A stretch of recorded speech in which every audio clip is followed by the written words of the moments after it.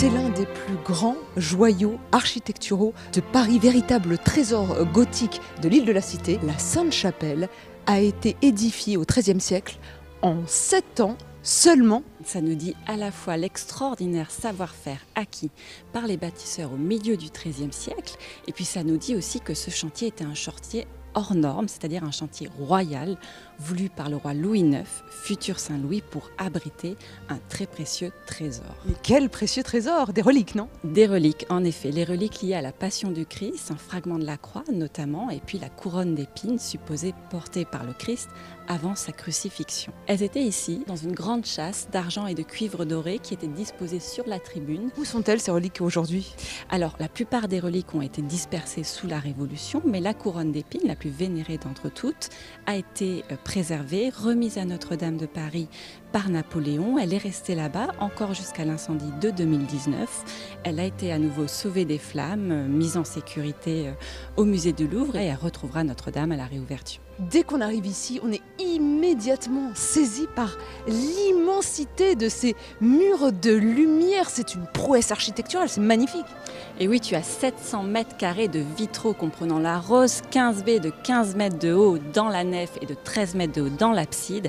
Et au total, 1113 panneaux de vitraux qui racontent l'Ancien et le Nouveau Testament, mais qui surtout pour les 2/3 sont d'origine, c'est-à-dire du XIIIe siècle ici dans la nef et du XVe siècle pour la rose. Et ce qui est aussi très particulier dans cette chapelle, c'est que ces vitraux vont aussi mettre en scène le pouvoir royal. Donc partout autour de toi, tu as des allusions à la royauté, avec des fleurs de lys en fond de vitraux, des scènes de couronnement. Derrière moi, une baie toute particulière, celle qu'on appelle la baie des reliques.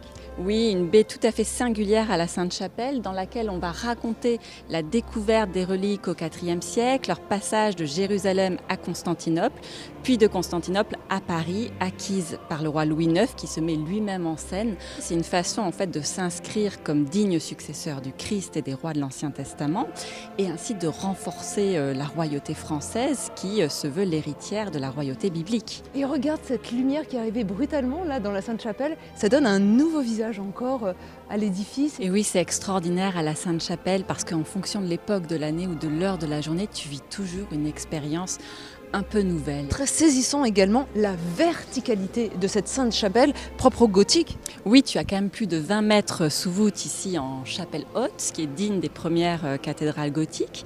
Et puis il faut ajouter à cela la flèche qui s'élève à 75 mètres au-dessus du sol et qui est la 5e depuis l'origine. C'est une chapelle très richement décorée en termes de sculpture et notamment avec ces statues qui représentent les 12 apôtres, c'est ça?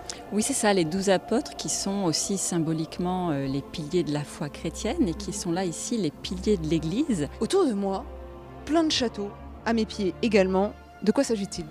Eh bien, il s'agit des châteaux de Castille. C'est l'emblème de Blanche de Castille, la mère de Saint-Louis. Blanche de Castille est partout représentée dans les décors, dans les vitraux, dans les peintures et même au sol. Il y a aussi la fleur de lys que je vois sur les piliers et que je vois par milliers dans les vitraux. Et qui est le symbole de la dynastie capétienne. Wouhou! On a pris un petit peu de hauteur cette fois-ci. Me voici face à une grande rose du XVe siècle. On parle ici de gothique flamboyant parce que les pétales ont la forme de flammes. Et quelle est la particularité de ce vitrail par rapport aux autres? Eh bien, on voit que les techniques ont évolué, on gagne en éclat, en lisibilité. Les formats sont beaucoup plus grands, on lit un peu mieux les scènes qu'au XIIIe siècle. Avec ces voûtes, ces ogives croisées, la sculpture est très aérienne en permanence ici. Oui, et ces colonnettes sont très fines, sous une sorte de voûte céleste avec ces étoiles que l'on retrouve au plafond. Et puis si tu regardes bien, même les clés de voûte sont richement décorées avec toute une série de flores très belles et puis de petites têtes de rois aussi qui viennent rythmer les croisées d'ogives. Tout est dans la démesure ici, c'est dire combien Saint-Louis voulait asseoir sa grandeur et puis sa piété. Oui, bien sûr, parce qu'ici, il faut imaginer que cette chapelle est un reliquaire monumental, un reliquaire fait de 1000 vitraux et qui donnait le sentiment d'une Jérusalem céleste. Tiens, un cas comme King, le roi? Alors un cas, en effet, mais comme Carolus, autrement dit Charles VIII, qui était roi au moment où a été refaite la rose au XVe siècle. Alors là, nous accédons à la terrasse qui est habituellement évidemment inaccessible au grand public, mais Cécile m'y emmène pour m'expliquer un petit peu ce qui s'y passe. Pourquoi il y a une espèce de double vitrage là? Eh bien, c'est effectivement un doublage, tu viens de le dire, c'est-à-dire que quand on restaure désormais les vitraux, on ajoute une deuxième verrière qui va venir dans la maçonnerie d'origine et qui va la protéger, c'est-à-dire recevoir la pollution extérieure pour permettre de conserver les vitraux beaucoup plus longtemps. Mais une question à laquelle je ne trouve aucune réponse, c'est comment ces vitraux immenses tiennent miraculeusement tout seuls. Ils semblent complètement libérés de la pierre.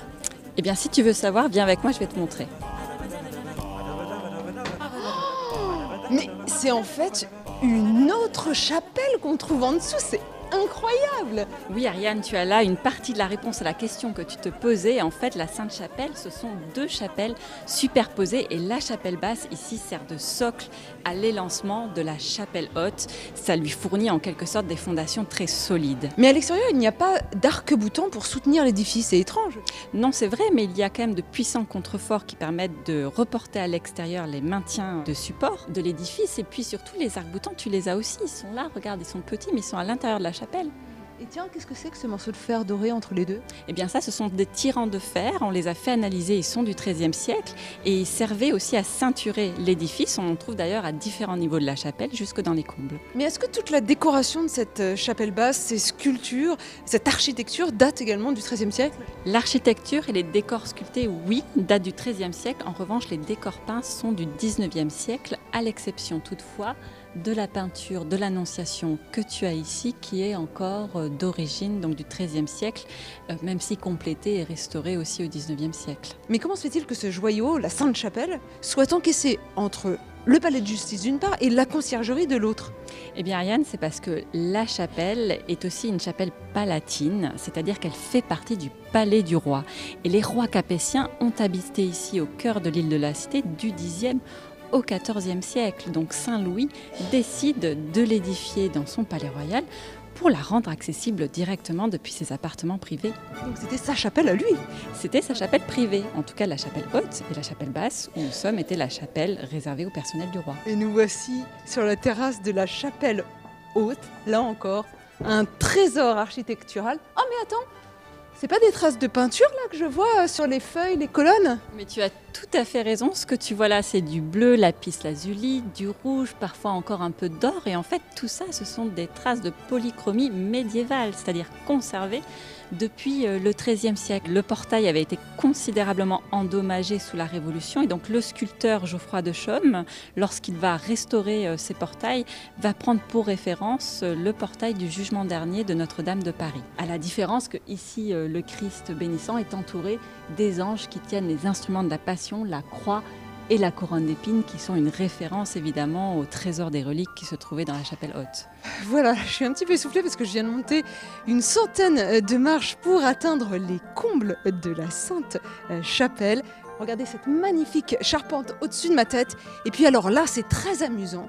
Si on est observateur, si je regarde à travers les lames du plancher, il y a un œilleton. Et à travers, on peut voir tout ce qui se passe en dessous, c'est-à-dire dans la chapelle haute. Là, je vois les visiteurs, le carrelage, c'est incroyable. Allez, venez, je vous ai réservé une petite surprise pour la fin.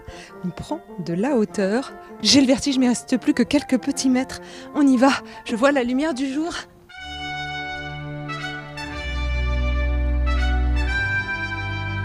Oh là là là là! Venez voir! Alors là, j'ai une fois encore une chance inouïe. Je suis au sommet de la Sainte-Chapelle, au cœur de la Flèche. Et normalement, c'est absolument interdit d'accès au grand public. J'ai la chance ici d'avoir une vue imprenable sur le tout Paris, mais sur Notre-Dame, qui est juste en face de moi, un autre joyau qui a sa flèche tout à fait contemporaine à celle-ci. De l'autre côté, la Tour Eiffel. Si vous souhaitez visiter la Sainte-Chapelle, c'est ouvert tous les jours de 9h à 17h. L'entrée est à 13 € et elle est gratuite pour les moins de 26 ans. Alors profitez-en. Bye bye.